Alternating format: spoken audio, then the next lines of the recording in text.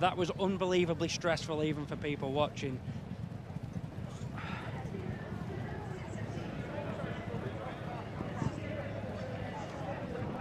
He's just clipped the top bar again, hasn't he? And let fly at the second last. And we've been robbed of that opportunity to find out just how good the 2025 version of Constitution Hill is yet again. He was cantering still at the time, but the race was only just unfolding clearly. And, you know, well done to Lossiemouth and her connection. She's battled gamely, and she's a deserved success, but yeah, it's a shame, isn't it, that it's come to that. Now, Paul Townend had a look over his left shoulder. He was clearly confident on Lossiemouth. Nico de Boinville just starts to squeeze. Top bar. You'd be very, very brave to have called what the outcome would have been on that evidence. Yeah, I don't know what's beyond a drawing board, but what do you do now? Back-to-back falls of that fashion, one of the best horses we've seen.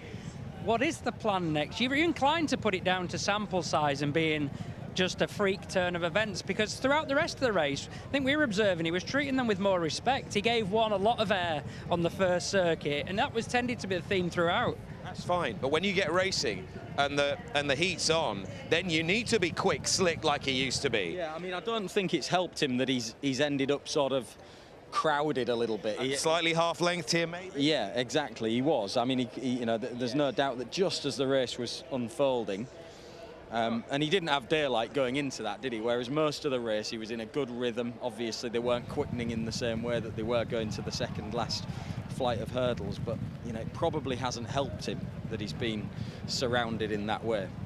It's narrow margins. We're discussing so many aspects of the sport, but unthinkable what the outcome could have been from here.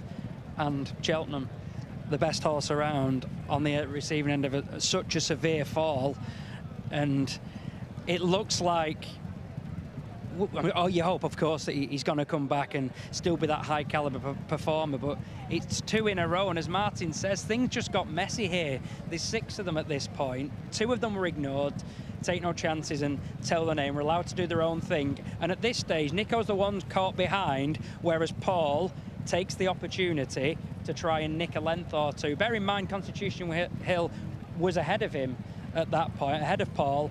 Paul's the one who decided, I'm going to try and capitalise on you being in potentially a less than ideal position in behind rivals, and whether linked or not, it certainly hasn't helped in terms of his view of the flight. Yeah, I think when Nico de Boinville pulled Constitution Hill out, going into the flight at which he fell, he'd have wanted Constitution Hill to be that length closer. Well, that 3/4 of length closer. I think he would have been, yeah. But, I mean, we've seen this tendency from him when he was winning races. We saw it at Cheltenham on Trials Day, didn't we, at the last flight, which he got away with. And I'd sooner it be this way, that he's got this to prove, than a loss of his ability, which still is in doubt to some extent, but hopefully they can get it right with him. Dave and I are going to have a look at this incident in slow motion here with Constitution Hill falling. I didn't feel like he was helped, Dave, by those runners crowding his vision in front of him. He took off too early. No, it's just the way things are going for him now. Yeah, he did. It's from memory, it's a exactly similar fall to last time. Took off too early, landed on a hurdle that was perhaps on its way to swinging back after the other horses.